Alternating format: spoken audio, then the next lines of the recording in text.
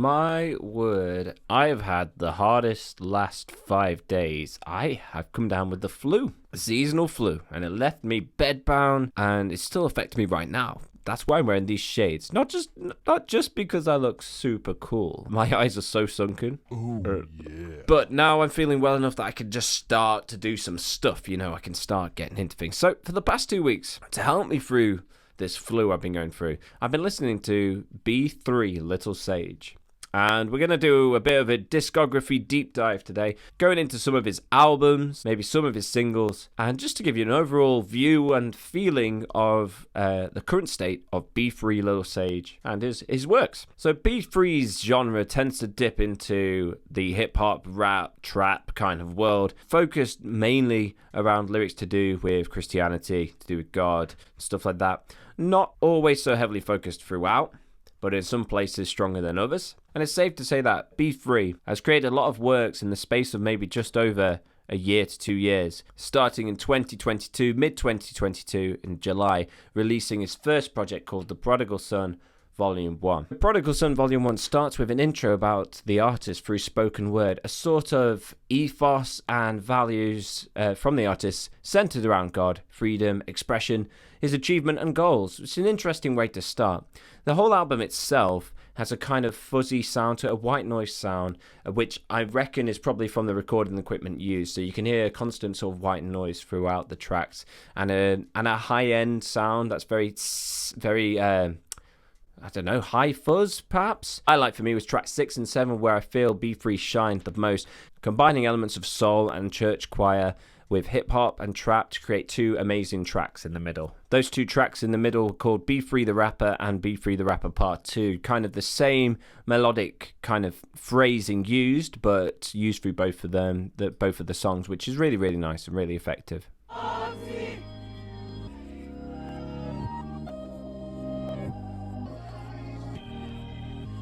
See, I just love these like gospel sounds that are going on. Yeah. You gotta be willing to say you don't know and get down. I do say like this track would shine even more to me if it was not auto-tuned vocals. If you're not paying with money, you paying with time and you trading something. Look in the mirror, don't think that you're nothing. No, he put me on the prayers, I'm special. She told me she prayed for me. I told her I pray for her too. I think we need more like this. This seems to be the area where B-3 is at its best. Let's take this slowly. Throughout this project, B-3 goes between auto-tuned vocals like in Growing Pains and sets a tone for the vocals for the rest of his projects, but then shows some other examples of his vocals and is better and more real without the auto-tune. Not that there's a problem with auto-tune, and I do appreciate songs that have them, but B-3 seems to shine better on tracks where the auto-tune is not used. Next up, released in March of 2023, is Real as Rare, which has some great gospel elements in the beginning tracks. Totaled is a great use of chilled lo-fi beats with auto-tuned vocals, and it works really well. Facing where I left, but that won't mean I flipped over that what you call it. That barricade, concrete divider thing. The moments where design the things, or if she cheating with my mains to give us. Then it moves on to a song called Christian Encouragement, which has a 2000s R&B vibe.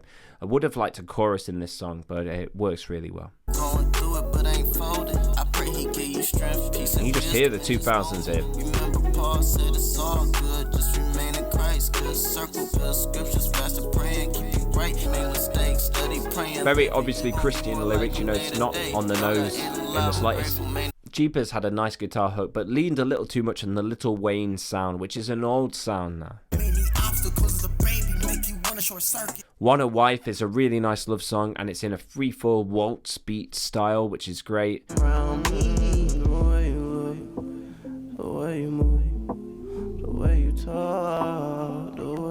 it in 12/8?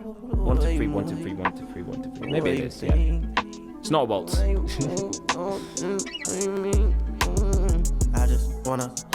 I Can't Trust You has some great lyrics about being able to trust someone that you love. Figured it out, you just the wrong person, you ain't really in I think I really like the lyrics on this one because it's focused on one theme, which is just not being able to trust someone. Very easy to understand.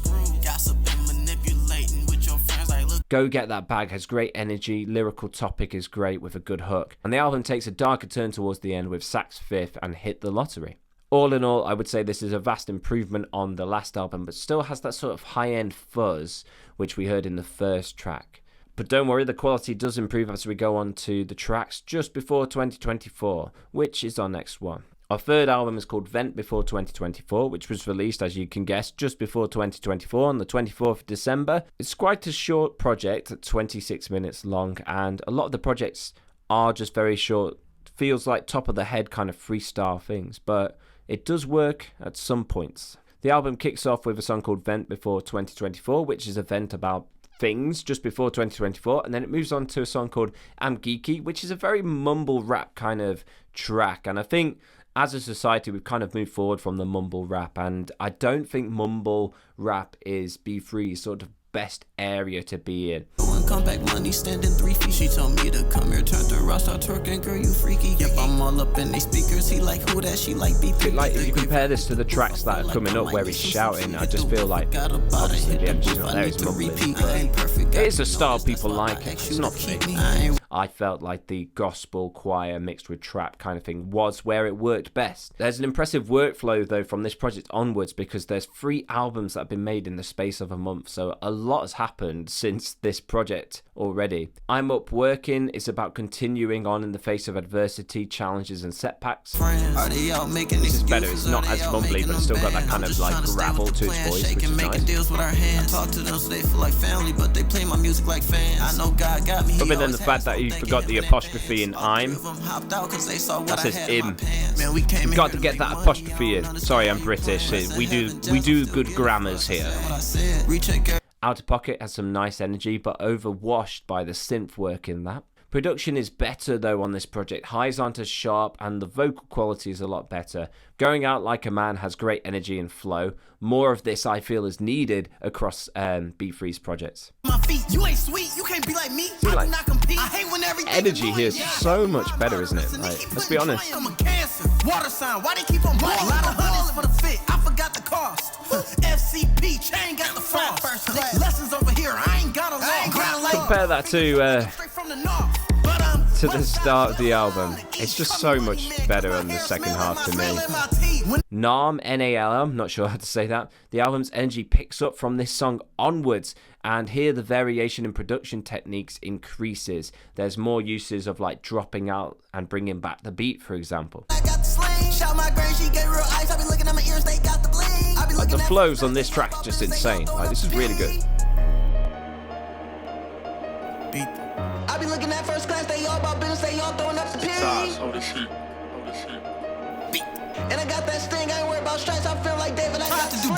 There's also less emphasis on the religious aspect as we get to this project, which I feel makes it more accessible and less thematically repetitive compared to other projects. I did feel in the previous projects, the songs to do with religion or God didn't seem to have a grounding, especially on the song. So I think if you were going to go into, talking about God, I'd choose a very specific topic to do with God. For example, you could have had a whole song to do with the parable of the lost son or the lost coin, or, something that's very focused instead of just, thanking God for certain things. It could have been based around maybe a small bit of scripture, for example.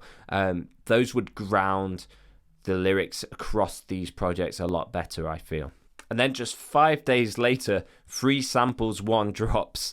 At least I feel it was made within the space of 5 days. It probably wasn't. It was probably building to this.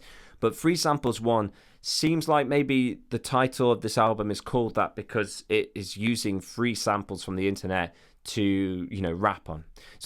So the project starts pretty slow to me. The open verse and the Money Rose Gold aren't much to write home about, but then Straight Through 2 has energy and is quite well thought through. There's a good beat and there is thought between the sections. Ended a bit too suddenly for my taste, but still really good. You can just tell like the thought going into these raps. The care is just so good. Quality's great. Like the emphasis, the changing from like rap, the changing from like shouting your lyrics and then going quiet, and then like just changing the dynamics of your voice just brings the track to life, doesn't it? The feature with Ghost is very good. There's great pacing and flow along with great lyrical topics. Ghost is very good.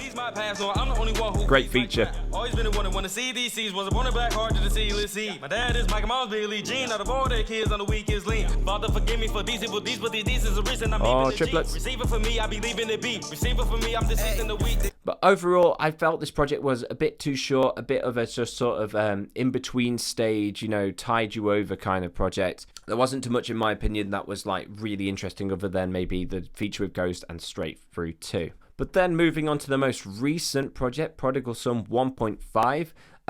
This is a really, really good, well-produced album. And I feel like it's a combination of all the singles that B-3 has released leading up to this point. So some tracks that stood out to me. This Me has a really nice vocal melody in the background. And I feel like across this project, more choruses and vocal melodies are used compared to the other projects. Production on this track, very good. Even the bass on this too. Dying or Flying is an emotional and lyrical force that is worth your time if you want to be hit in the feels or reels. The long outro is also nice on the end of the track, and I feel it gives the listener time to think about what has been said through the lyrics. How gorgeous does this sound? When I make this part 2, it's gonna be about her. How can I not? She got me too inspired. I believed you, my discernment told me you a liar. No, I couldn't give me a piano and a beat any day and some emotional lyrics. Time after time after time. Time after time. And then I'm crying, but you can't tell because of the sunglasses. The album suddenly takes a turn in God's Grace where they're suddenly shouting. It feels like the emotion is really there. There's also a sung chorus, which is very welcome, and I would love to hear more of that in the future. Oh no. Oh no. No. God, please don't let it be so. My love for the inclusion of sung parts continues with the song Fly Away. The rest of the song doesn't feel as strong with the rapping, but it is melodically strong. So he's got a chorus here. You're All I Want has the gospel choir vibe, which is something I've loved. See, this has got that gospel choir vibe, doesn't it?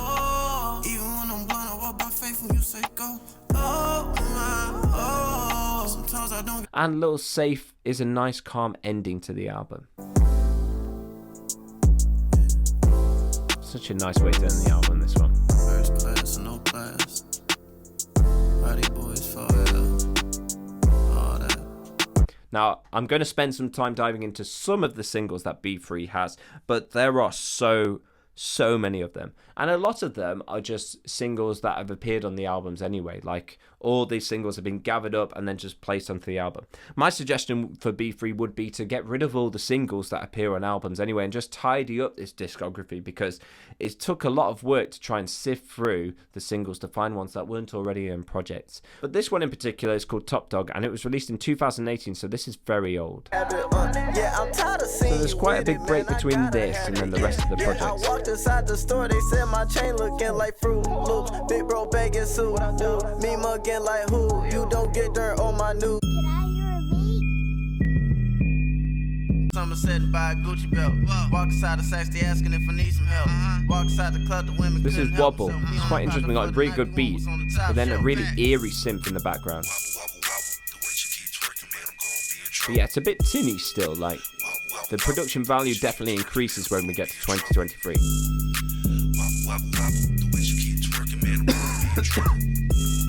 Gotta level up, be so complex, I'm living simply. Walking slow, looking flashy like a pimpy. No, I ain't a hoe, but all these girls still trying to tempt me. Little Talk was really good. Really enjoyed listening to this one. From a cloth of a king, cloth from a god, which mean I need a queen, a certified ride or die.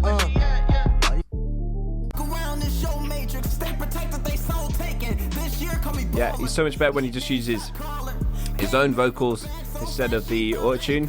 That's just my opinion though. Some people love this sound. So yeah, overall, I think that B-3 discography is definitely something that you should look into and pick and choose maybe your favorites from it. What I would suggest that B-3 does is do a bit of spring cleaning, especially when it comes to the singles. Make it more simple and more organized in terms of your workflow. And then also consider perhaps trimming the fat on the songs that are more throwaway, like in freestyle, for example. There's a few that I think maybe we could cut out and create a really good album out of. That's what my feeling is. I feel like on streaming services, the best stuff should really be put on there. And then you could use something like Bandcamp to put all the freestyles and all the extra stuff and maybe the early demos in for then true fans to go and like delve deeper. But for the streaming services, just have your best hits up there, up the top. And I think that will help. In terms of like energy and direction, I feel that B-3's direction should move towards more of the gospel side of things, mixed with the trap beats. And I feel like maybe effort being put into thinking about choruses would be useful, along with directing and hyper-focusing lyrical themes towards more simplistic, easy to understand points. That's all subjective, and, you know, people have different opinions. This is just what I thought. Let me know, guys, in the comments what you thought. I've given you a little taste of his discography, but you can delve in and find out more yourself. Links in the description to all B-3's work. Remember, guys, in a world where everyone wants to be heard and no one's doing the listening, be the one that does the listening. Goodbye, I guess.